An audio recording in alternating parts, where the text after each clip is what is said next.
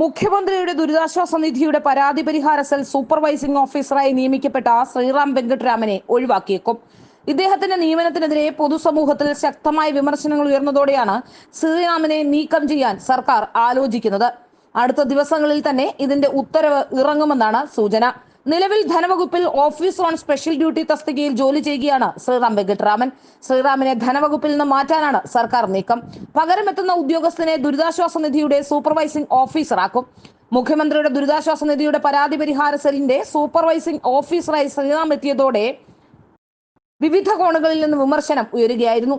മദ്യപിച്ച് വാഹനം ഓടിച്ച് മാധ്യമപ്രവർത്തകനായിരുന്ന KM ബഷീറിനെ വണ്ടിയിടിച്ചു കൊലപ്പെടുത്തിയെന്ന കേസിലെ പ്രതിയായ ഉദ്യോഗസ്ഥനെ ഇത്തരം ഒരു സ്ഥാനത്ത് ഇരുത്തിയതായിരുന്നു പ്രതിഷേധം കനക്കാനുണ്ടായ കാരണം.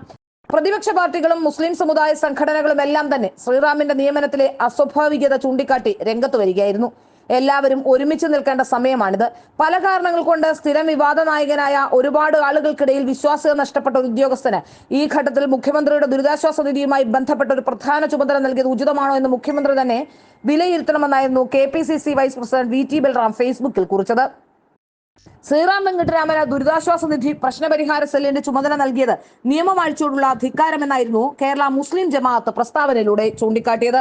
സമൂഹത്തിലെ പാവപ്പെട്ടവരും പ്രവാസികളും മുതൽ വ്യവസായികളും വരെ നൽകുന്ന സംഭാവന CMDRFന്റെ മേൽനോട്ട ചുമതല ആരോപണ വിധേയനായ ഒരു ഉദ്യോഗസ്ഥനെ ഏൽപ്പിച്ചതോടെ ഫണ്ട് വരവിലും കുറവുണ്ടായി എന്ന വിലയിരുത്തലാണ് സർക്കാരിനുള്ളത്. മുഖ്യമന്ത്രിയുടെ കൂടെയുള്ള ഉന്നത ഉദ്യോഗസ്ഥരുടെ വിശ്വസ്തനാണ് ശ്രീറാം. അതിനാൽ തന്നെ ശ്രീറാമിനെ എപ്പോഴും താക്കോൽ സ്ഥാനങ്ങളിൽ തന്നെ നിലനിർത്താനാണ് ഇവരുടെ ആഗ്രഹമെന്നും ആരോപണമുണ്ട്. എന്നാൽ ജനങ്ങളിൽ നിന്നുള്ള എതിർപ്പ് കാരണമാണ് ശ്രീറാമിന് ഒരു സ്ഥലത്തും അധികകാലം തുടരാൻ കഴിയാത്തത്. KM ബഷീറിന്റെ മരണത്തിന് ശേഷം ആലപ്പുഴ കളക്ടറായി നിയോഗിക്കപ്പെട്ട ഉടനെ തന്നെ അവിടെ നിന്നും അദ്ദേഹത്തെ മാറ്റേണ്ടി വന്നു.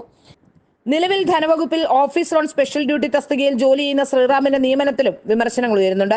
പണമില്ലാതെ താളം തെറ്റിയ ധനവകുപ്പിൽ ഓർമ്മയില്ലാത്ത ജോയിന്റ് സെക്രട്ടറിയെ നിയമിച്ചിരിക്കുകയാണ് മുഖ്യമന്ത്രി പിണറായി വിജയൻ എന്നായിരുന്നു ആക്ഷേപം.